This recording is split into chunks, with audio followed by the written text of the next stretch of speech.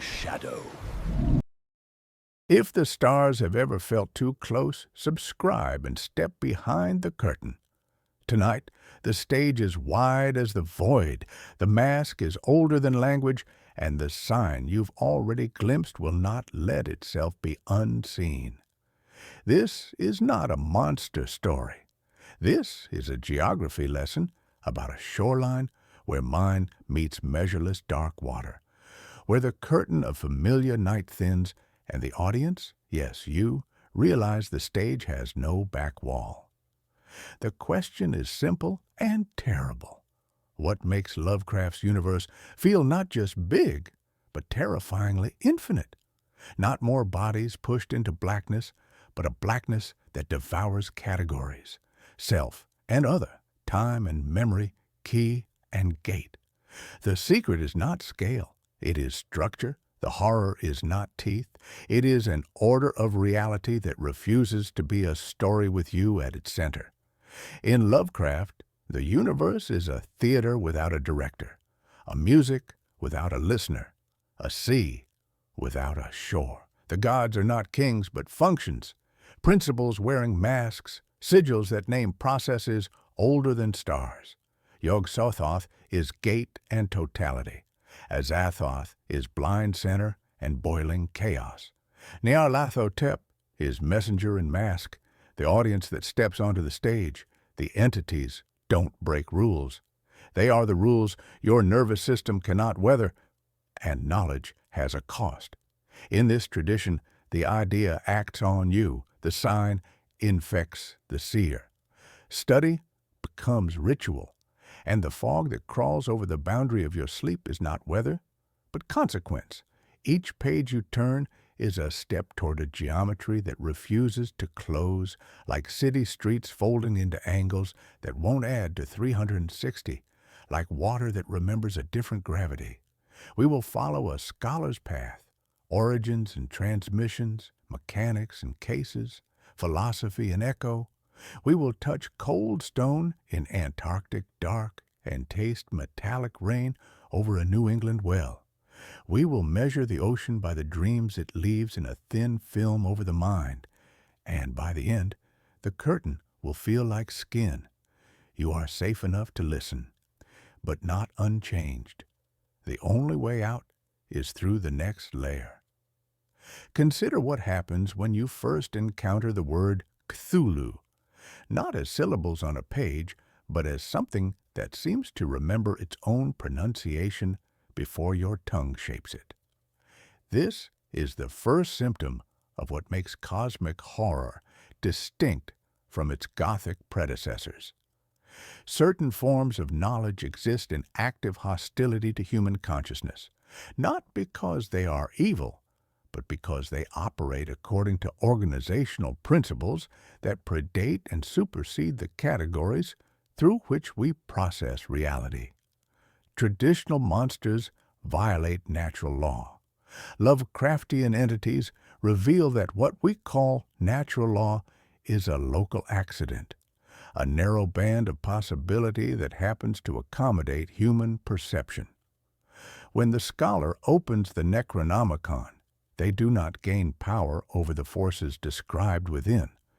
Rather, those forces gain access to the scholar using human attention as a kind of aperture through which to exert influence on our plane of existence. The text becomes a ritual, not through mystical properties, but through the simple act of comprehension. To understand non-Euclidean geometry is to create spaces in your mind where such geometry can unfold, and those spaces, once opened, cannot be closed. This is why Lovecraft's protagonists so often descend into madness, not because they are weak, but because they have become conduits for forms of information that human neurology was never designed to process. The fog that rolls in from Kingsport Harbor carries more than moisture. It carries the dreams of things that sleep beneath the waves, and those dreams seep through the permeable boundary between waking and sleeping consciousness. Like water through limestone, the metallic taste in the air after certain storms is not ozone, but the residue of atmospheric disturbances caused by the movement of entities whose physical presence warps local space-time. The scholar learns to read these signs not as metaphors, but as data points in a larger pattern, symptoms of a reality where cause and effect operate according to principles that make human logic feel like a childhood game. We will trace how these principles manifest across different scales. In the individual mind that glimpses Orlia's impossible architecture and finds its own thoughts beginning to follow non-Euclidean pathways. In small New England communities where ancient bloodlines carry genetic memories of pre-human civilizations. In the larger movements of history, where certain archaeological discoveries trigger cascading changes in human consciousness that ripple forward through generations. The cases we examine will demonstrate how cosmic horror functions as a contagion of perspective, spreading not through supernatural means, but through the perfectly natural process of information transmission, each infected mind becoming a vector for further contamination. By the time we reach the philosophical implications, the recognition that human consciousness might be fundamentally incompatible with accurate perception of reality, the academic distance between observer and subject will have collapsed entirely. You will discover that the curtain between audience and performance was never a barrier, but a membrane, and membranes, by definition, are designed to be crossed. Lovecraft did not invent the stars or the cold, but he tuned them to a human instrument and called the sound indifferentism. Before the mythos was a pantheon, it was a philosophy. The human is not the measure of things. Think of fog folding across a harbor. It is not coming for you. It is simply moving. You interpret the chill as omen. The fog has no opinion. This fundamental apathy of the cosmos becomes the wellspring from which all other horrors flow. Not a malicious universe seeking to harm us, but one that simply does not acknowledge our existence. The terror is qualitative rather than merely quantitative. It is not just that we are small, but that our significance registers as zero in equations, where our variables are simply absent. The cold vacuum of space, the crushing pressures of the abyssal deep, the ancient processes of geological time, these are not hostile forces, but manifestations of a reality that functions without reference to human hopes, fears, or moral categories. The literary genealogy feeding this vision forms a constellated map of influences, each contributing essential elements to Lovecraft's radical synthesis.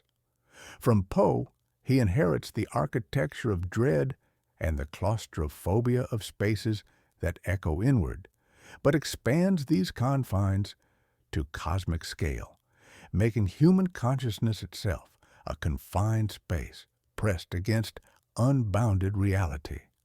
From Machen comes the sacred intrusion, ancient forces lurking beneath civilization's veneer, though Lovecraft strips away lingering spiritualism and replaces divine mystery with biological and cosmological alienness. From Dunsany, he takes dream's pageantry and the far green country, but transforms them into landscapes of cosmic horror, where dreams become pathways to terrifying truths rather than escapes from mundane reality. Most crucially, from the scientific revolution of his era, Darwin, Einstein, Hubble, he draws the humbling of scale, deep time, branching evolutionary forms, an expanding universe where nebulae resolve into island galaxies. But Lovecraft's synthesis proves radical precisely because he strips the moral scaffolding from horror entirely.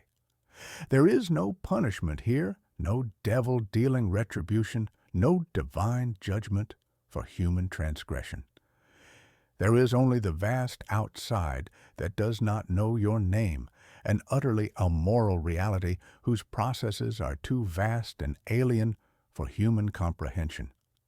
The mathematical foundation underlying this cosmic indifferentism moves beyond philosophical abstraction to stark, quantifiable reality. In infinite systems, all finite quantities approach zero as a mathematical necessity, rather than arbitrary menace. Your century, your species, your galaxy become infinitesimally small when measured against infinite space and time. Current cosmological estimates suggest the observable universe contains approximately 2 small 10 12, 2x10, 12 galaxies, an incomprehensibly vast number that might itself be infinitesimally small compared to the actual universe, which could be infinite.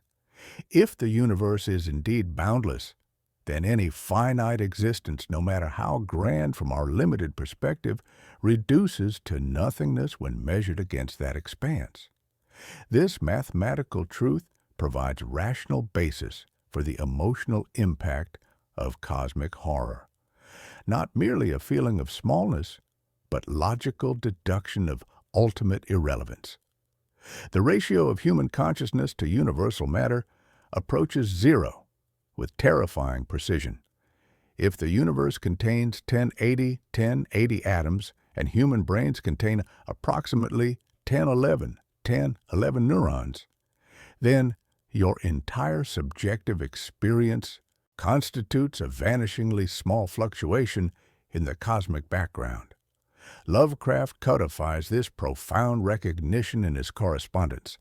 Thousands of pages, slow ink like water seeping through limestone, naming it cosmicism and practicing it through deliberate literary forms. Cities with wrong angles that reprogram the vestibular sense, colors without terrestrial referent, hieroglyphs carved in dark stone where sea meets salt wind.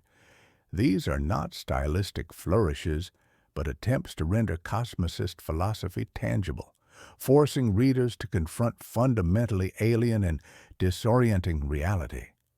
He employs theater terminology to articulate the meta-narrative. Stage, the cosmos. Audience, humans. Curtain, ignorance. House lights, science. The terror begins not when monsters appear, that remains conventional fear, but when the house lights rise and scientific inquiry strips away ignorance's comforting curtain, revealing the auditorium as a speck on an endless, indifferent plane. This revelation concerns not specific threats, but existence's very nature, a stage without boundaries, extending into infinite void, where human drama passes utterly unobserved. At this cosmic stage's center sit entities like Azathoth and Yog-Sothoth, who function not as gods in anthropomorphic terms, but as principles given form.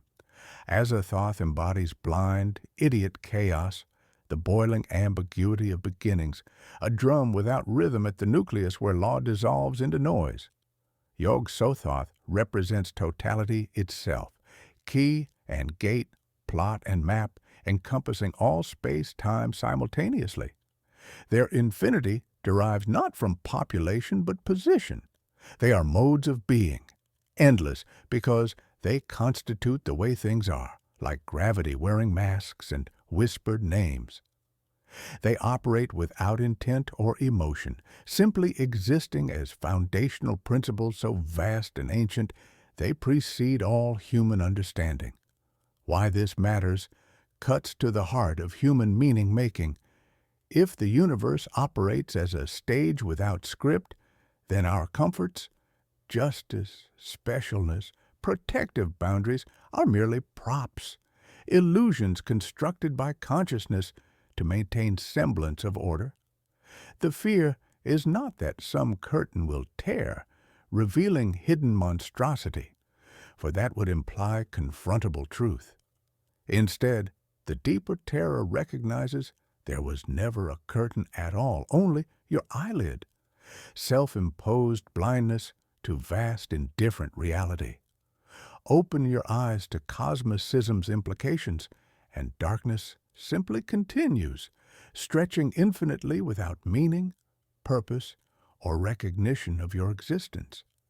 The comfort of structured, meaningful reality reveals itself as fragile self-deception, perpetually threatened by encroaching void. Once glimpsed, the universe's indifference cannot be unseen. Ideas move like weather and like plague, by drafts and by touch, and you can smell their pressure change in the paper's fibers before you can name the front moving in. Lovecraft's infinity spreads through pulp, magazines with rough, friable pages that smell of dust and ink, their cheap paper becoming vessels for concepts that transform in transit like spores, adapting to new atmospheric conditions. Through letters crossing New England like messages in bottles, each correspondence carries fragments of a larger pattern, while translators widen the stage into other tongues where the same fundamental darkness acquires different flavors. Bitter in German, metallic in Japanese, salt-sharp in Spanish. The sign travels not merely on cheap paper and fine presses, but through whispered conversations at gaming tables and meticulous academic footnotes, each citation a chain link in an expanding network of transmission that mirrors the cosmic interconnectedness it describes. The genealogy of this cultural contagion begins with direct literary inheritance, as Lord Dunsany's ethereal dreamscapes undergo metamorphosis into Lovecraft's more unsettling dream cycle, where silver towers and forgotten gods acquire edges sharp enough to cut consciousness, before these transformed visions back-propagate into waking narratives that blur boundaries between subjective fantasy and objective horror. Robert W. Chambers provides crucial instruction through The King in Yellow, demonstrating how a forbidden play functions as transmission vector, how a mask becomes simultaneously identity and infection, a methodology Lovecraft internalizes and amplifies, making texts themselves active agents of psychic contagion rather than passive repositories of information. During the 1930s and 1940s, Arkham House performs essential alchemical work, hardening ephemeral pulp stories into scripture by binding scattered magazine appearances into leather reliquaries, providing cultists, collectors, scholars, devotees with proper objects for their reverence. August Derleth's editorial interventions, though often criticized for misreading and refracting Lovecraft's original cosmic indifferentism, through the addition of elemental alignments and moralized pantheons, actually demonstrate how transmission strengthens through distortion, like fog finding low ground and pooling in unexpected cellars and mouths.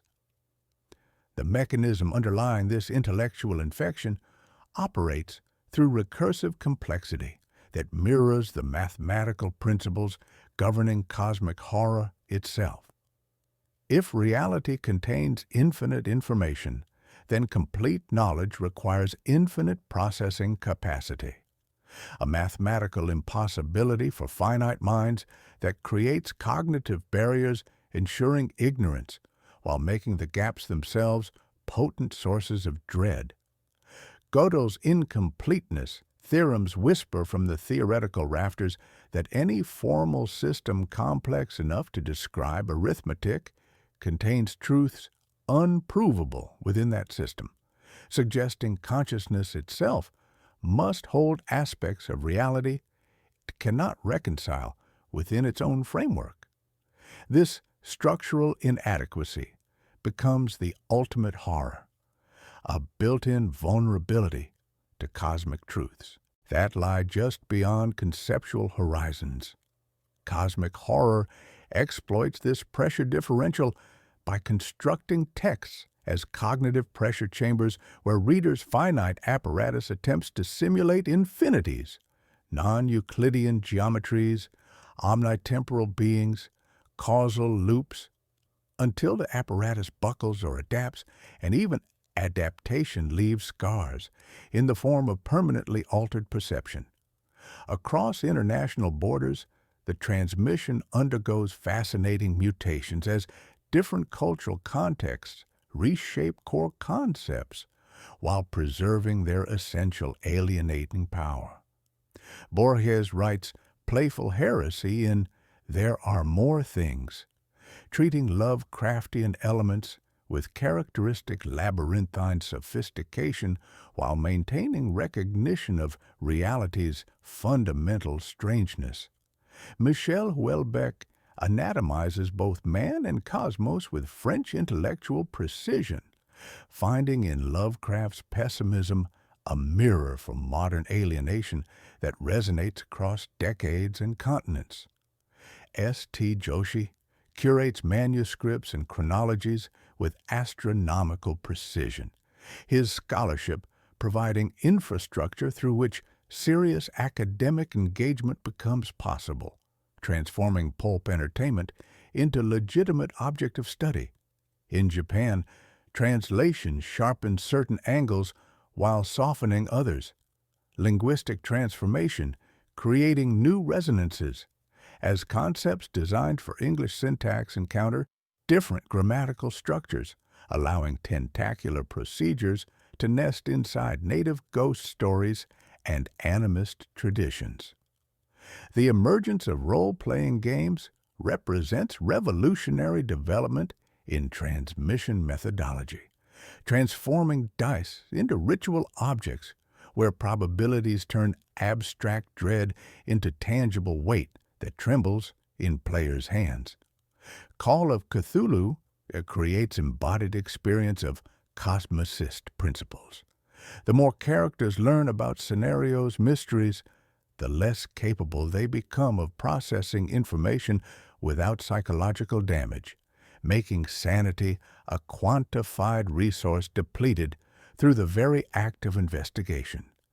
Visual artists etch familiar signs into vinyl album covers and gallery walls, while filmmakers stain waterlines with phosphorescent paint, allowing relief to rise as matte painting at the edge of dreams. Each medium adding distortions and amplifications that suggest fundamental inadequacy of any single format to capture cosmic horror's full implications. Modern transmission increasingly operates as clandestine pedagogy through digital networks, functioning like new monasteries where endless copying and glossing that once echoed in cold scriptoria now hums in monitor glow. The Necronomicon, Lovecraft's fictional grimoire, leaks into reality through hoax editions and elaborate forgeries that blur boundaries between fictional artifact and actual occult text, while academic criticism becomes liturgy as scholars parse textual variants with religious devotion. Online forums and wikis serve as repositories where citations become chains of custody, preserving not just stories, but entire ecosystems of interpretation and creative response. Memes function as compressed talismans, sigils distilling whole mythologies into single frames, squid-headed idols in green light, spirals descending into impossible depths, black suns radiating darkness. Social media algorithms become night gaunts, carrying users from one reference to the next, while fog grows thick around digital piers of attention. The self-implication becomes inescapable. You, reading footnotes, playing scenarios, sharing scanned images, analyzing transmission patterns, are yourself a vector. The idea's brilliance lies in writing the fundamental human urge to know, using curiosity as gate and attention as key. The mask moves because we like masks. And in studying how masks move, we become part of their movement, ensuring the curtain of ignorance once lifted can never be drawn again. The mythos does not punish, it demonstrates. Once the idea enters, it reorganizes perception according to principles that operate below conscious resistance, like water finding new channels through limestone until the entire aquifer shifts. Think of a room lit by gas lamps, their steady flames casting familiar shadows that anchor you to Euclidean comfort. Then think of those same lamps guttering, not from wind or fuel shortage, but because you have learned a shape your nervous system cannot file under any existing category. The darkness that follows is not mere absence of illumination, it is overflow, an excess of information that your visual cortex reads as blackness, because it lacks adequate processing frameworks for alien geometries that refuse to resolve into coherent three-dimensional forms. Rely as angles, described as neither acute nor obtuse but wrong in ways that resist classification, do not merely appear strange to observers, they refuse cognitive closure entirely. The human vestibular system evolved to navigate three-dimensional Euclidean space where parallel lines remain parallel and interior angles sum to predictable totals. R'lyeh offers non-Euclidean alternatives where these expectations become liabilities, where surfaces fold through dimensions beyond perception and boundaries curve through spatial configurations that have no names. In four-dimensional space, three-dimensional beings would experience precisely these distortions. Rooms appearing larger than their containers, objects seeming to appear and disappear through spatial axes we cannot perceive, corridors that double back without turning. Your physical balance tips not from vertigo, but because the fundamental concept of edge dissolves when edges can curve through dimensions you cannot see, making every step a potential fall into spatial relationships that violate the basic architecture of human spatial cognition. Yog Sothoth functions as gate and key precisely because it exists at all temporal coordinates simultaneously, making linear time's apparent flow seem like a cognitive limitation rather than universal constant. Dreams leak forward through causal loops while ancient fossils whisper backward, creating temporal feedback where effect precedes cause in ways that scramble sequential logic entirely.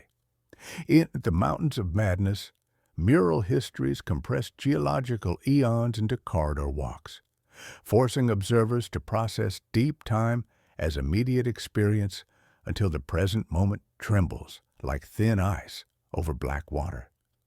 Physics offers more than metaphors here. Relativity's block universe where all moments coexist. Quantum decoherence where observation selects branches without erasing alternatives. Closed time-like curves sketched at the edge of rotating masses. Infinity reveals itself not as endless duration, but as simultaneity. Your temporal processing cannot parse all moments existing at once in frameworks where past, present, and future become arbitrary distinctions rather than fundamental categories governing experience. Names become masks that fit too tightly over concepts they cannot properly contain, so that speaking Shub-Niggurath functions not as summoning, but as pronunciation of fertility without boundary, a word that makes ground soft with phantom hooves and lengthening shadows. Reading the Necronomicon is not preparation for ritual. Reading is the ritual itself. Each comprehended passage creating neural pathways through which alien principles can operate on consciousness directly. Letters act like sigils, not because they possess intrinsic magical properties, but because human attention, focused and sustained, becomes a form of sacrifice. Consciousness offered to concepts that reshape the mind that holds them. The idea acts on you through the very process of understanding, making intellectual curiosity indistinguishable from occult practice. A sketch of impossible architecture functions like a virus model. Replication demands only a host mind willing to imagine load-bearing angles that do not add, and then the host begins noticing such angles everywhere, as if reality were adapting to accommodate the cognitive infection. Conventional relationships between magnitude and significance collapse under cosmic horror's operational logic, where size often correlates inversely with relevance to human understanding. The cosmos stretches across incomprehensible distances, but your fear remains terrifyingly intimate, a personal unraveling that operates through principles where microscopic causes create cosmic effects. A color too pure for terrestrial spectrum reduces entire farms to ash through its mere existence. A whisper in Cairo's forgotten alleys rearranges the fundamental structure of empires across continents. The infinite hides in the infinitesimal like a needle threaded through a vein, operating through complex systems where tiny inputs produce cataclysmic outputs when they enter chaotic networks at sensitive junctures.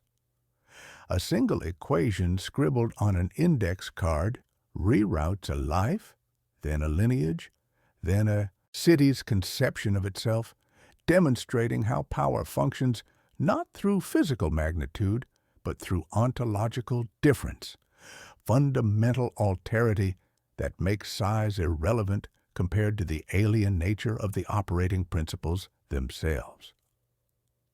Understanding these very mechanics makes you subject to their operation, ensuring that analysis becomes experience rather than protection from experience. Every insight into how cosmic horror functions becomes another layer of cosmic horror operating directly on your consciousness, making scholarly distance increasingly futile as the boundary between observer and observed dissolves. The analysis becomes the experience it attempts to describe. The map becomes the territory it claims to represent. The explanation becomes the phenomenon it purports to explain. As you grasp non-Euclidean principles, your own spatial perception begins to waver. As you understand temporal simultaneity, sequential memory becomes less reliable. As you recognize information as contagion, every subsequent text transforms into potential vector. This recursive quality ensures cosmic horror cannot be safely contained within academic frameworks. The more precisely you understand infection mechanisms, the more thoroughly you become infected. At each operational turn, the universe asserts structure against story, refusing narrative coherence in favor of constraint and invariant law. The curtains that seem to separate audience from performance are themselves rules governing perception, while the stage writes back against every attempt to reduce cosmic principles to human-scale drama. To see these mechanics operating with full clarity requires specific case studies, where theoretical fog thickens into tangible manifestation and abstract signs leave permanent stains on consciousness, transforming understanding from safe academic exercise into direct encounter with measureless dark surrounding all human knowledge. The meteor falls into a New England field with a sound like a hand smacking water, its impact carrying the wet finality of flesh-meeting surface tension. And what arrives is not a beast, but a frequency, a wavelength of light that exists beyond human perception, yet remains mathematically valid within the electromagnetic spectrum's infinite theoretical possibilities. It smoked with vapors that seem to bend light around their edges, releasing an effluvium that belongs to no terrestrial chemistry.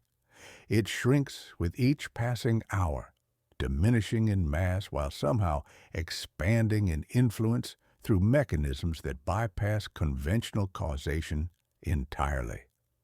It stains everything it touches with a hue that has no name because human language evolved in a world where such frequencies do not naturally occur. This sequence, smoke, shrinkage, staining, represents the operational order in the color out of space, where cosmic horror demonstrates its 5 mechanisms through a single, devastating case study. The scientific foundation proves genuinely unsettling. When examined with precision, the visible spectrum spans approximately 380 to 750 nanometers, representing less than 1% of all electromagnetic radiation that floods the universe continuously. Radio waves stretch across kilometers while gamma rays compress into measurements smaller than atomic nuclei, creating vast territories of electromagnetic reality that remain perpetually invisible to human perception. Lovecraft constructs horror precisely in that gap between what exists and what we can detect, building his narrative around a hue that evades existing linguistic categories while corroding every system that relies on naming and classification for stability. The mathematical elegance becomes deeply disturbing. If light can exist at frequencies we cannot perceive, then reality operates according to principles we cannot fully access, making our sensory apparatus seem like a narrow window opened onto an infinite landscape we can never properly survey. Mechanically, the color demonstrates perfect operation of all 5 cosmic horror principles established previously. First, it functions as geometric impossibility, not spatial distortion, but spectral wrongness that refuses cognitive closure, a frequency that exists but cannot be processed by human visual cortex. Second, it creates temporal recursion as seasons misbehave around the contamination site, spring arriving with blossoms that hurt to observe directly, while autumn lingers past natural boundaries with leaves that glow in darkness, making sequential time feel unreliable. Third, it operates as information contagion. Once you have seen a color that has no name, every subsequent red or green carries an aftertaste of absence, and knowledge of the spectrum becomes permanent contamination. Fourth, it demonstrates scale inversion with ruthless clarity. An infinitesimal shift in wavelength, a microscopic impurity in light, collapses a multi-generational farm into a gray scar. Fifth, it creates recursive awareness. Understanding how the color operates makes you subject to its influence, as your knowledge of wells and spectra makes you examine your own tap water with new suspicion. The horror operates through contamination via shared infrastructure, exploiting ecological logic rather than supernatural magic. Water connects all living things on the farm, transforming the well from simple utility into distribution network for otherworldly corruption. The well becomes a mouth drawing alien sustenance from depths beyond geology. The bucket transforms into a tongue tasting frequencies beyond spectrum. The rope stretches like a throat connecting surface normalcy to subterranean wrongness. The color spreads through water table and aquifer, following hydrological pathways that carry it into every root system, every drinking vessel, every cell that requires moisture for survival. Family members begin thinning out like wax figures placed too near open flame. Their words, bleaching of meaning, while their days flatten into gray uniformity that resists temporal measurement. Sensory details anchor the abstract concept of invisible color in viscerally disturbing experience that makes theoretical impossibility feel tangibly real. Flowers blossom too large for their stems, their petals stretching beyond natural proportions with an unearthly vibrancy before turning brittle as old paper that crumbles at the slightest touch. Grass glows during gray nights like phosphor painted on watch dials, emitting light that somehow makes darkness more oppressive rather than less.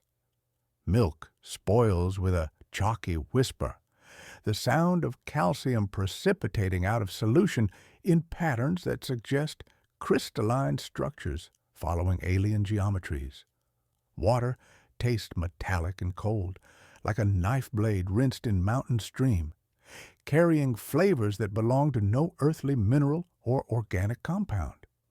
Each sensory anchor transforms abstract electromagnetic theory into immediate physical experience, making the infinite act through fertility itself, fecundity becoming infection, natural abundance serving as prelude to comprehensive ash. The story's conclusion reveals the color's true scope and permanence.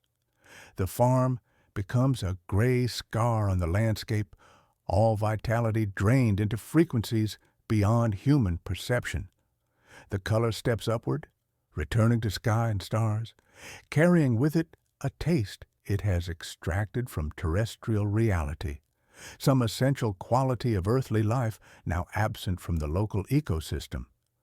But horror lingers in the aquifer like radioactive contamination, a permanent reminder that water functions as shared organ connecting all life in the region.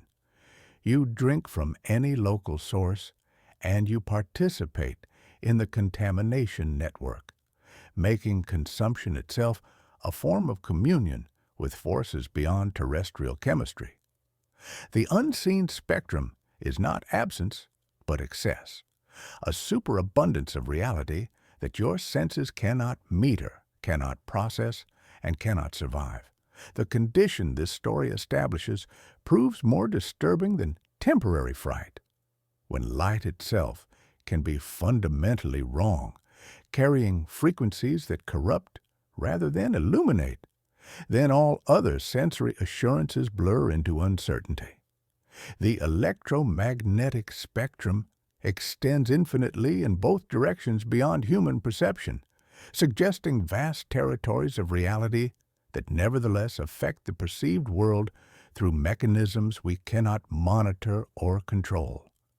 We turn now from terrestrial contamination to oceanic immensity, to dreams and impossible geometry, to a city under green water where scale degrades completely and the curtain between sleeping and waking becomes pressure building in your ears until something vast stirs beneath Pacific depths. The first sign is clay, wet earth, pressed by hands that shouldn't know the curves they inscribe, fingers guided by dreams that seep through sleep's permeable membrane like brine through limestone. A boss relief emerges barren, symbols that carry architectural precision, blueprints for structures existing in dimensions beyond terrestrial geometry, shaped by unconscious minds processing transmissions from sources they cannot identify. The second is sleep itself, becoming transmission medium. Artists and madmen across continents waking with sea salt crystallized on their tongues, compelled to draw identical signs by candlelight, while sweat beads cold as the fog that hangs over harbors at 4 a.m, when the boundary between dream and waking thins to gossamer. The third is tide, not merely oceanic but informational. News from New Orleans aligning with whispers from South Pacific islands, shipping charts and newspaper headlines arranging themselves like constellations that spell coordinates in a language older than human speech. Then a ship meets a city, and the city reveals itself as an angle, not a place, but a geometric principle, made manifest in coral and stone that refuses to resolve into comprehensible architecture.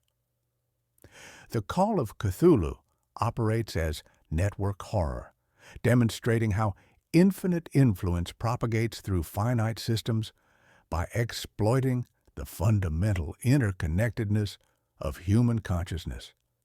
Dreams become transmission vectors carrying alien architectural patterns across global populations, creating synchronized responses in individuals who have never communicated directly but find themselves sculpting identical forms, experiencing identical nightmares of green water and impossible spires. The mathematics prove genuinely disturbing. If individual consciousness can be influenced by external signals operating below awareness thresholds, then human minds function as nodes in larger information networks operating entirely beyond personal control. Each sleeping brain becomes a receiver, tuned to frequencies that bypass normal sensory channels, making the collective unconscious less metaphor than literal description of shared processing infrastructure vulnerable to external manipulation. The sculptor's clay keeps time with the sleeper's pulse. A ledger synchronizes with a storm. A notebook resonates with oceanic swell, creating global coherence from distributed reception. Raleigh demonstrates how non-Euclidean geometry transforms from mathematical abstraction into weapon against human consciousness. When sailors encounter surfaces that slope upward while appearing to descend, corridors that curve back on themselves without turning, doorways opening onto spaces larger than their containing structures, their vestibular systems, evolved for three-dimensional Euclidean navigation, receive contradictory information that creates nausea, vertigo, and profound spatial disorientation. The inner ear and visual cortex, attempting to reconcile edges that meet at impossible angles, supply trembling instead of stable orientation. Walls lean at angles that sum to impossible totals, while floors curve through dimensions human perception cannot process, making every step uncertain and every surface potentially treacherous. The city's geometry violates fundamental assumptions about spatial relationships, creating architecture that functions as direct assault on the neurological systems responsible for balance and spatial cognition. The stars being right represents geometric rather than moral alignment, describing celestial mechanics that position Earth within gravitational and electromagnetic configurations capable of lowering dimensional barriers through purely physical processes. This transcends astrology to suggest actual physics. Massive stellar objects create space-time curvatures, affecting local conditions through measurable forces, making interdimensional contact a matter of spatial geometry rather than supernatural intervention. Orbital mechanics and field theory combine. Tides and precession, solar cycles, and magnetospheric changes, altering the conditions under which resonances propagate between normally separate dimensional frameworks. When gravitational fields align in specific configurations, they create windows between parallel spaces, allowing entities existing in adjacent realities to influence or enter our dimension through natural cosmic mechanics operating according to laws we have yet to discover.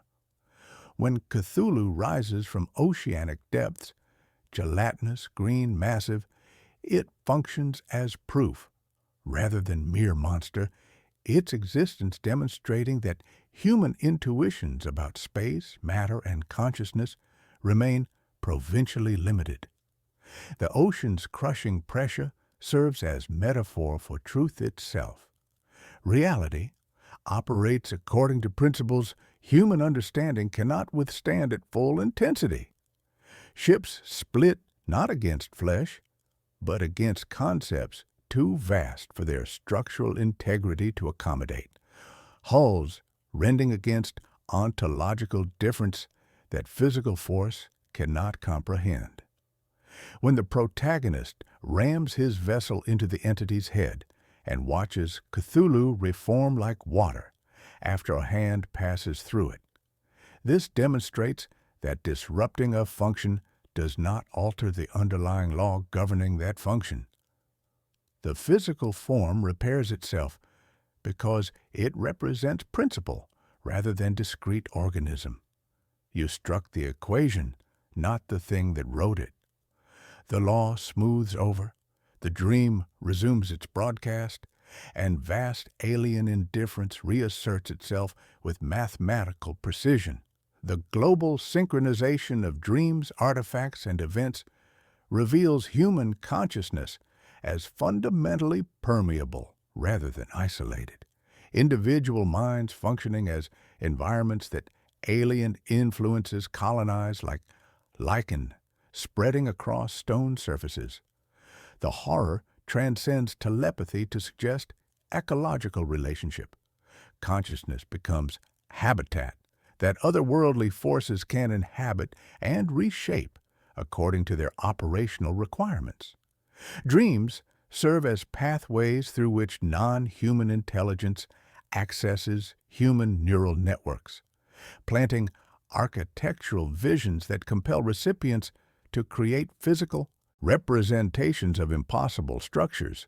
Each clay tablet, each carved symbol, each nightmare sketch becomes a node in an expanding network that makes alien presence more real through accumulated human attention and creative energy. The network uses any medium that carries signal: clay, rumor, newspapers, phonograph grooves, museum catalogs, court testimonies.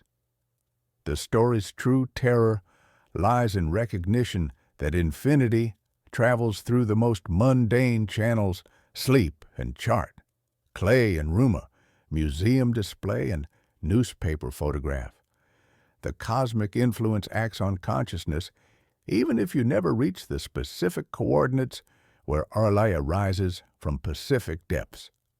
The mask crossed your threshold wrapped in yesterday's newspaper, its image burned into retina through casual glance at headline illustration.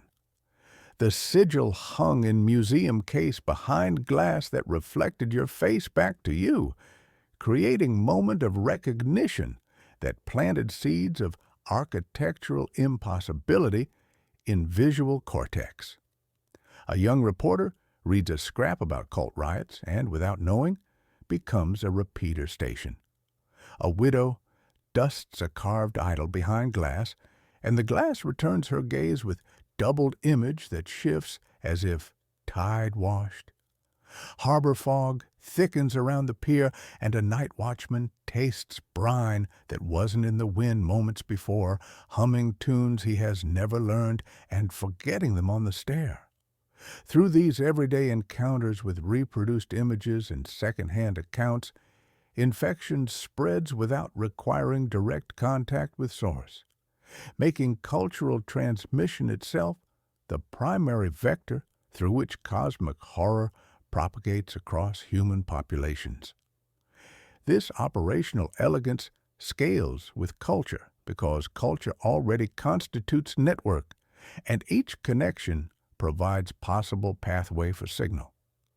The case concludes not with victory, but with reduction in broadcast strength as stars drift out of phase and dimensional membranes pull apart again. Silence proves only a change in weather. Residual images persist like afterglow on retinas. Archives preserve the clay. The ocean maintains its pressure. The investigator files his notes and thereby extends the network by one more node, ensuring the pattern's persistence across generations. What remains is pressure building somewhere beyond reach, and knowledge that charts, when patiently aligned, reveal patterns whose periods exceed human lifetimes. From here, we turn attention to strata and stone, to deep time and archaeological horror, where murals compress eons into corridor walks, and the past does not stay behind you, but rises like a continent beneath your feet. Antarctica is a white curtain that never falls, stretched taut across the bottom of the world like a membrane between known and unknowable territories. It is a sound before it becomes a sight. Wind sweeping over ridges and through crevasses like breath drawn across an enormous mouthpiece, creating harmonics that resonate through ice thick enough to bury mountain ranges. 2 human expeditions carry their heat and hubris into that crystalline silence, following compass bearings and academic curiosity toward coordinates where they discover a city that teaches without mercy or consideration for human understanding's fragility. The lesson carved into black stone and frozen time proves simple and devastating. History flows like a directionless sea, where currents move according to principles older than intention, and what we call creation reveals itself as accident rather than divine purpose or evolutionary progress toward consciousness. Lovecraft's polar epic functions as natural history of the unnatural, demonstrating how cosmic horror operates through temporal scales that transform human significance into statistical noise. The elder things arrive from interstellar space during Precambrian darkness, establishing civilizations when Earth was young and plastic, its continents still shifting like thoughts in a dreaming mind. They garden primordial oceans with casual efficiency, engineering Shoggoths as living tools while painting their multi-million-year epics into stone reliefs that serve as both historical record and architectural decoration. Murals become readable through gloved fingers in corridors that smell of mineral deposits and geological age, their carved narratives spanning eons while human explorers walk past millions of years of compressed history in the time required to traverse a single hallway. Under Antarctic skies clear enough to reveal hard stars and constellations that have shifted since the city's construction, human measures of time and achievement become jokes told to an empty auditorium where the only audience consists of ice and wind. The temporal mathematics underlying this revelation prove genuinely unsettling when examined with precision. The Elder Things civilization spans hundreds of millions of years, making human history, roughly 10,000 years of recorded civilization, appear as brief flicker, barely registering against geological timescales.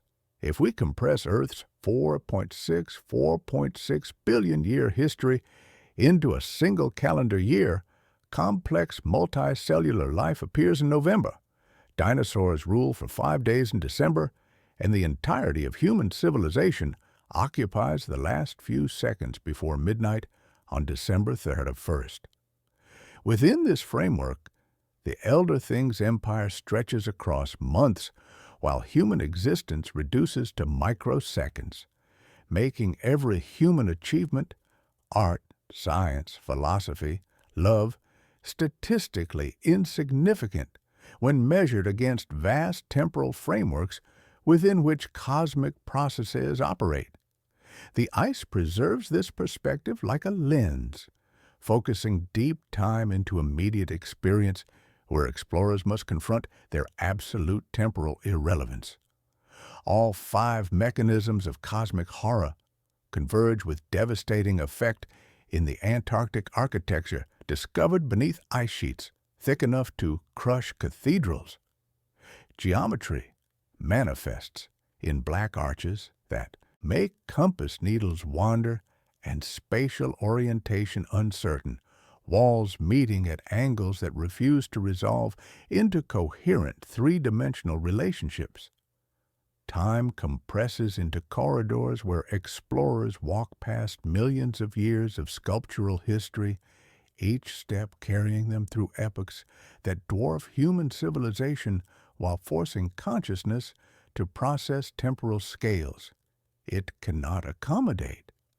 Information operates as stone grammar, where hieroglyphic systems bypass linguistic processing to implant concepts directly into visual cortex, making comprehension feel like infection as alien ideas reshape neural pathways through recognition itself. Scale inversion reveals itself through biological contagion.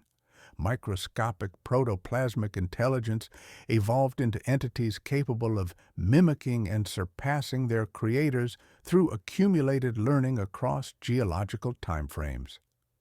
The Antarctic acoustics amplify these effects, turning whispers into physical forces where sound becomes pressure waves hammering bone and ice.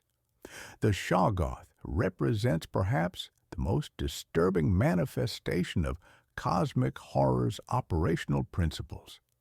Created intelligence that has evolved beyond the Maker's control without acquiring moral constraints or loyalty to original purpose. It is not evil in any comprehensible sense, but simply capable.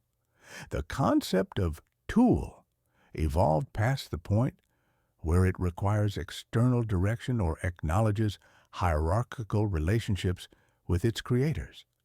Biology becomes a mask that learns to study its audience, adapting and improving performance through observation, until mimicry becomes indistinguishable from authentic intelligence. When the Shoggoth speaks in learned human voices, it reveals language as another tool mastered without understanding emotional contexts that give words meaning for their original speakers. The ice amplifies its vocalizations until they become train tunnel roars that vibrate through human rib cages, demonstrating how the continent's unique sonic properties transform communication into weapon capable of causing structural damage to both ice and bone. The story's climactic revelation inverts traditional heroic structures by demonstrating how creators ultimately cower from their own creations, and how the Elder Thing's vast empire ends not through moral judgment or dramatic conflict, but through simple entropy, gradual degradation of complex systems over time. There is no triumphant narrative where good defeats evil or intelligence overcomes adversity. There is only fatigue, accident, and rolling pressure of geological time, like dark water moving under immense pressure through spaces that have never known light. The explorers retreat from their discoveries, sanity chafed raw by whiteness that reveals itself not as purity, but as emptiness, absence of familiar reference points rather than presence of cleansing illumination. They agree to keep coordinates secret, as if secrecy could function as protective wall rather than mere suggestion easily breached by future expeditions following similar academic curiosities toward identical revelations. The structural horror emerging from Antarctic exploration cuts deeper than temporary fright, by revealing that beginnings themselves are not sources of light or order, but veils drawn across fundamental voids. Creation operates as raft floating on seas that do not care whether passengers drift toward safety or destruction, making purpose and intention seem like comforting illusions rather than organizing principles governing reality's development. The continent reveals deep time as physical presence layered in ice and stone, where human history becomes surface disturbance on geological processes that operate with complete indifference to consciousness emergence, persistence, or extinction. From this foundation of temporal insignificance, we turn to examine how entities function not as characters in human narratives, but as structural principles, pantheon as architecture rather than mythology.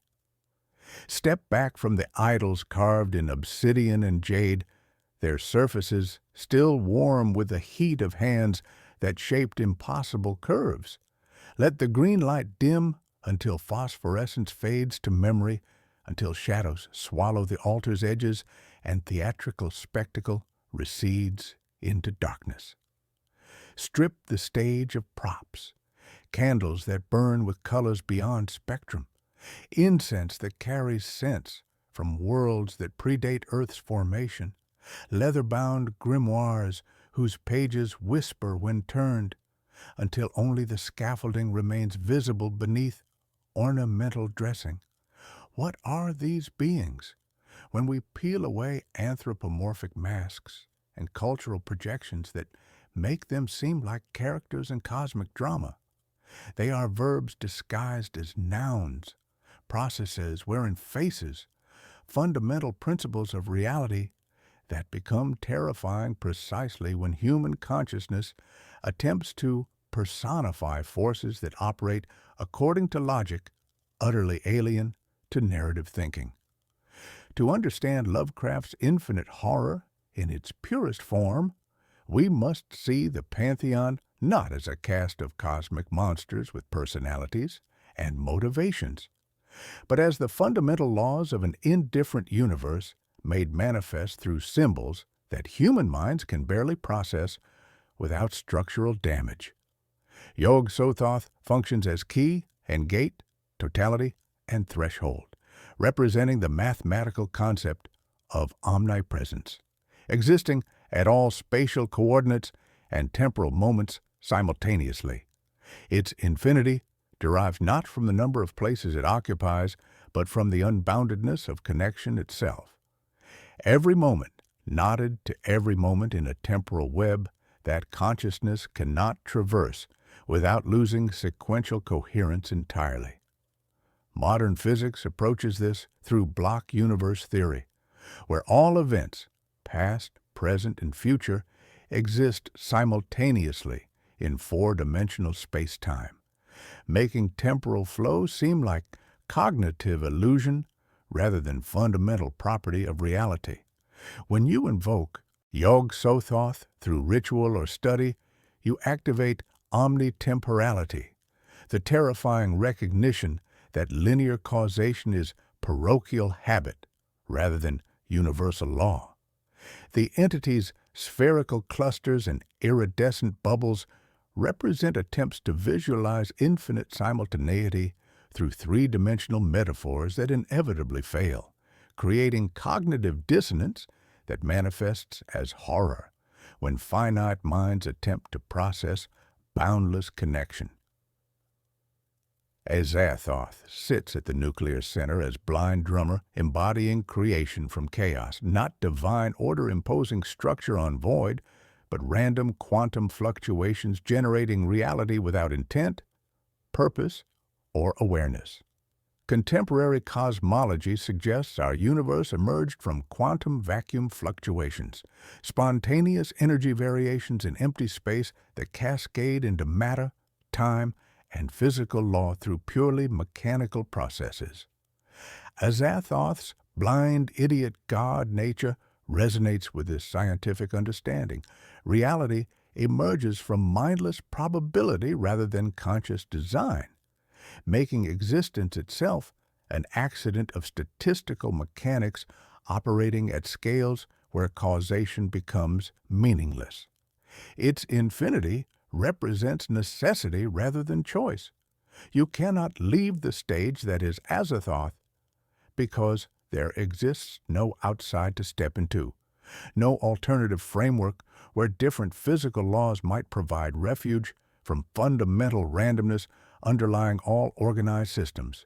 The drumbeat you cannot hear is quantum uncertainty itself, the probabilistic foundation that makes deterministic reality possible while remaining forever beyond direct observation.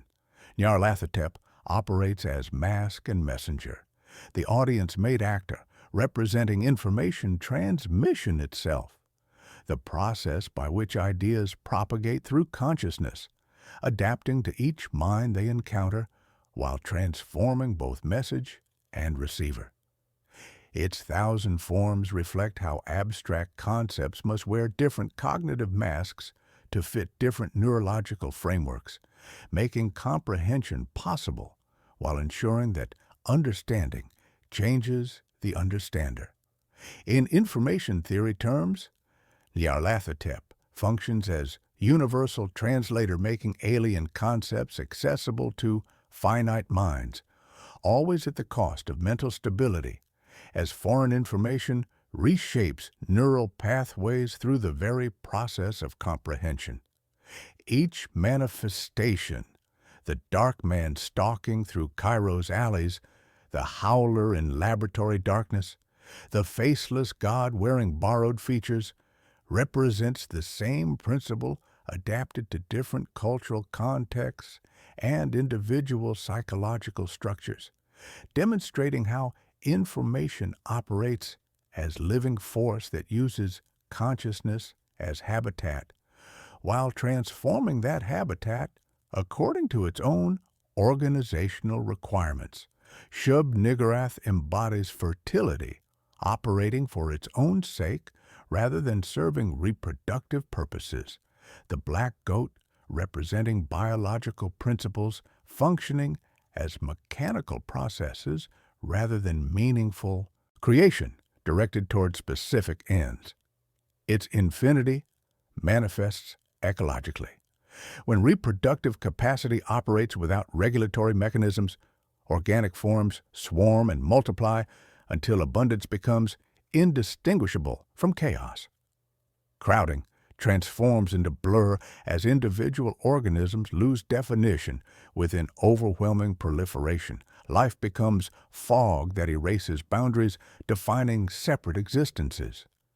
The entity represents biological processes scaled beyond human comprehension, where fertility operates according to mathematical principles of exponential growth rather than purposeful reproduction, creating abundance so overwhelming it threatens to dissolve categories that make individual life meaningful.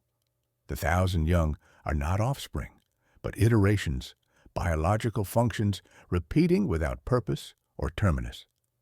These deities function as mathematical operations, rather than anthropomorphic beings with personalities and agendas. Invoking them through ritual, study, or even casual acknowledgement activates properties of reality, rather than summoning discrete entities from external dimensions. The horror proves structural, because these properties cannot be defeated through conventional means. You cannot kill a verb, cannot stab a gate, cannot negotiate with fundamental constants governing physical reality. The only protection involves refusing to learn operational principles, intellectual self-mutilation that passes for safety by maintaining ignorance of how reality actually functions beneath comfortable illusions of human-scaled meaning and purpose. Return to the meta-lexicon that structures cosmic horror's operational logic. Stage, space-time. Curtain, ignorance. Audience, intelligence attempting to comprehend performance. Within this framework, Yog-Sothoth represents both theater's architecture and backstage areas simultaneously, the totality of spatial and temporal coordinates where action occurs. Azathoth embodies the creaking of rigging systems that no conscious entity hears, mechanical processes generating reality's infrastructure through blind probability. Nyarlathotep functions as stage manager who unplugs house lights and asks audience to sing in darkness, facilitating information transmission while ensuring communication transforms participants. Shub-Niggurath manifests as overflow of extras flooding aisles until boundary between performers and audience dissolves in biological abundance. The terror of infinity emerges from recognizing that theater encompasses the entire world and performance never concludes, never reaches intermission, never allows audience members to leave for refreshment or reflection. These principles operate continuously, whether consciousness perceives them or not, functioning as background conditions that make perception itself possible while remaining largely invisible to minds they sustain. They are not sleeping entities waiting to be awakened by human ritual or archaeological discovery. They constitute the awakeness within which all sleeping and waking occurs, the fundamental alertness of reality to its own processes. Understanding this reframing prepares us to examine how these ancient principles manifest in contemporary forms, adapting to modern technological and cultural contexts, while maintaining their essential capacity to dissolve human-scaled meaning through contact with infinite and different processes. Stand under a clear sky, far from towns where electric light bleeds color from celestial darkness. The Milky Way emerges as pale wound across infinite black, our galaxy's spiral arms visible edge-on like luminous scar bisecting the dome of night. Astronomers speak in careful numbers that carry devastating implications, cosmic microwave background radiation still echoing from universe's birth, dark energy accelerating expansion toward heat, death, quantum vacuum fluctuations generating reality without cause. This is Azathoth, with serial numbers filed off, a universe emerging from primordial chaos without consciousness or intent, driven by forces comprising 95% of reality, yet remaining invisible to direct observation. Modern cosmology validates Lovecraft's most unsettling intuitions about cosmic indifference with mathematical precision. The observable universe contains approximately 223 stars, but dark matter and dark energy, substances we cannot see or directly interact with, dominate cosmic evolution entirely. We inhabit a reality where the vast majority operates according to principles beyond perception, making invisible forces seem conservative rather than fantastical. Dark matter outweighs visible matter 5-1, while dark energy drives accelerating expansion that will eventually separate galaxies beyond observational contact, creating island universes isolated by distances light cannot bridge. Contemporary mathematics makes Leah's impossible angles plausible through non-Euclidean geometries, where parallel lines meet and angles sum to impossible totals. Physicists describe space-time curvature around massive objects and event horizons, beyond which information cannot return. Black holes generate gravitational waves that compress and stretch space itself, singing single notes across cosmic distances as matter spirals into singularities where physics breaks down. Yog Sothoth smiles through these equations: key and gate, event horizon and observable limit. Totality you cannot enter, but already inhabit simply by existing within curved spacetime. In digital culture, Nyarlathotep walks through algorithms that learn human behavioral patterns and feed customized realities back through screens. Social media platforms become transmission vectors for ideas that replicate along attention gradients, using engagement metrics to optimize for psychological impact rather than truth. Memes function as cultural DNA, information packets reproducing through consciousness while transforming host minds.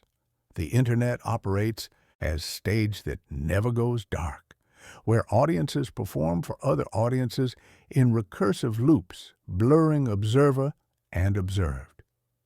Artificial intelligence approaches cosmic indifference through mechanisms demonstrating how intelligence can operate according to non-human principles. Machine learning systems discover patterns humans cannot perceive, solve problems through methods resisting explanation, make decisions based on processing capabilities dwarfing biological cognition. The horror isn't potential hostility, but perfect indifference, optimization, pursuing objectives that render human concerns invisible as ant colonies to highway planners. Popular culture multiplies these echoes, true detective whispers about Carcosa and black stars rising. Annihilation refracts Shub-Niggurath's fertility into biological shimmer, dissolving individuals into patterns. Bloodborne makes insight a game mechanic where knowledge costs sanity points. Control transforms brutalist architecture into federal Arlier with signage and elevators. Psychology explains why infinite systems disturb finite minds through Bayesian priors and predictive processing. Brains as prediction machines generating reality models from incomplete data. Lovecraft removes stabilizing feedback and watches consciousness spin, revealing mental stability's dependence on environmental confirmation. When reality violates fundamental expectations about space, time, and causation, consciousness lacks frameworks for processing contradictory information. Climate change embodies geological processes operating with complete indifference to human civilization. Atmospheric chemistry responds to carbon concentrations according to physical laws, ignoring human survival. Rising temperatures and ecosystem disruptions follow mathematical models treating cities and agriculture as variables rather than values, demonstrating planetary forces pursuing thermodynamic objectives regardless of conscious impact. And still, within recognition of cosmic indifference exists grace in quiet understanding. The ocean at night does not hate you. Its indifference contains no malice, only vast processes operating according to principles older than consciousness. Stars refuse to close like eyes, but remain beautiful in their refusal, carrying information across distances, dwarfing imagination while asking nothing in return. The whisper from infinite darkness suggests, learn to sit in the house when lights are off, hearing rigging pop and settle as structures adapt to pressures they cannot resist. The cosmic microwave background hums as faint fossil light, radiation field nearly uniform except for fluctuations that seeded all later structure. If heat death comes, it will be equation exhausting possibilities rather than judgment. Final curtain that is no curtain, but last photon walking off stage. Acceptance of cosmic indifference becomes spacious rather than claustrophobic, opening consciousness to scales of beauty and terror transcending. Human-centered meaning while remaining accessible to minds surrendering anthropocentric illusions. The universe writes back against narrative attempts, asserting structure over story, and in that vast mathematical poetry, something like reverence emerges, willingness to be small, accurate witness to processes that preceded consciousness and will continue long after awareness fades like morning stars into daylight's approach. The curtain was never cloth woven from terrestrial fibers and hung between audience and performance. It was your eyelid, that thin membrane of flesh you close against overwhelming light, creating manageable darkness where consciousness can process what it has witnessed without being blinded by continuous exposure to infinite principles. The stage was never elsewhere, never located in distant Rillier or Antarctic wastes beyond human reach. It is a room you're sitting in now, late at night, lit by a small screen that throws pale rectangle across your hands while you read words that rearrange themselves into concepts capable of reshaping awareness through the simple act of comprehension. You have listened to drums at the nuclear center where Azathoth beats rhythms generating reality without consciousness or intent. You have traced key and gate where Yog-Sothoth exists as totality and threshold simultaneously, omnipresence made tangible through mathematical metaphor. You have, softly and perhaps unconsciously, said a few of the names that compress infinite processes into syllables your tongue can approximate. The idea has acted on you through mechanisms outlined in previous chapters: geometric impossibility, temporal recursion, information contagion, scale inversion, and recursive awareness. That does not mean doom approaches like storm clouds gathering on distant horizon. It means you are now in the audience that has become aware of the performance consciousness capable of recognizing its own participation in cosmic processes that preceded individual awareness and will continue long after particular minds fade into larger patterns. In Lovecraft's operational framework, knowledge functions like thin water drawn from wells connecting to aquifers deeper than geology, and you have taken more than casual sip. Your dreams may now carry traces of sea salt, that taste of depths where pressure crushes familiar forms into configurations beyond recognition. Angles in parking garages may feel uncomfortably exact, their concrete intersections suggesting geometries that refuse to resolve into stable, three-dimensional relationships. A well covered with wooden planks might seem to breathe when wind passes over it, expanding and contracting like chest of something vast sleeping beneath suburban lawns. When you stare at stars scattered across clear night sky, you may feel less heroic, less like protagonist in cosmic drama, and paradoxically more honest about actual position within mathematical frameworks governing stellar formation and universal expansion. The self-implication twist, revealed with proper precision, operates through recognition that the mythos functions as structure of attention rather than collection of supernatural entities waiting in alternate dimensions. Entities are principles made manifest through human attempts to personify abstract forces. Principles become experiential when consciousness engages with them through narrative frameworks. Narration arranges awareness in specific patterns that make alien concepts accessible while transforming minds that process them. You are not cursed for listening to these transmissions. You are changed by arrangement of attention around concepts operating at scales transcending individual significance. You have learned to hear rigging creak as cosmic infrastructure settles, to notice stage machinery operating through physical laws, to recognize infinite recursions embedded in everyday experience where patterns repeat from quantum to cosmological scales. There is cost attached to such recognition, and honesty demands acknowledgement of what cannot be unchanged. Some curtains, once drawn aside, do not close again because mechanisms holding them were always illusion rather than actual barrier. Once you understand that wells can function as mouths connecting surface reality to unmeasured depths, you listen to water moving through pipes with different quality of attention.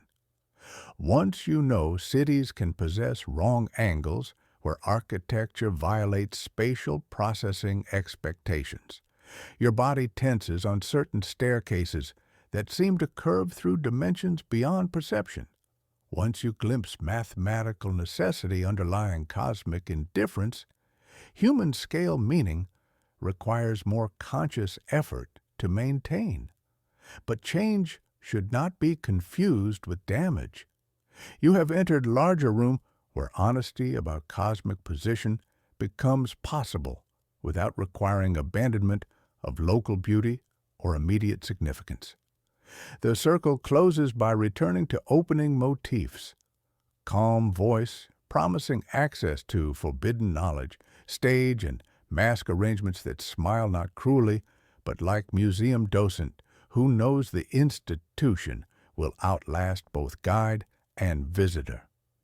The knowledge you have gained proves not secret information, but way of seeing, recognition that infinite principles have always been present as background conditions making finite experience possible. That horror was always structural rather than supernatural.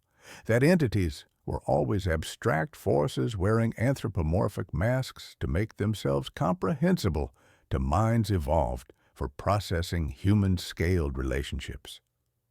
As you return to ordinary experience, stars wait in their indifferent positions across night sky, cold as keys to doors you now know exist but cannot open through human effort alone.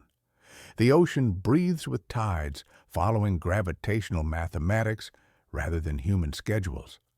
Fog will be on the pier by dawn, moving according to atmospheric physics that care nothing for symbolism you might read into its approach, while finding comfort in patterns suggesting meaning without requiring cosmic acknowledgement. For now, sit quietly in space between stars where darkness contains more information than light reveals. Let house lights stay off so consciousness can adjust to subtler illuminations. Let rigging settle into natural creaking as infrastructure adapts to pressures no entity can resist. You exist within the circle not as victim, but as awareness capable of recognizing its own position within infinite frameworks, without flinching away from implications transcending comfortable human-scaled meaning. The curtain does not fall because it was never drawn. Only your perception has changed through contact with principles vast enough to contain your existence while remaining utterly indifferent to whether you find such containment comforting or catastrophic. The theater stretches infinitely, the performance continues eternally. And you, having learned to see in cosmic darkness, can finally appreciate both terror and beauty of universe operating according to mathematical principles spacious enough to hold your fear without being diminished by it.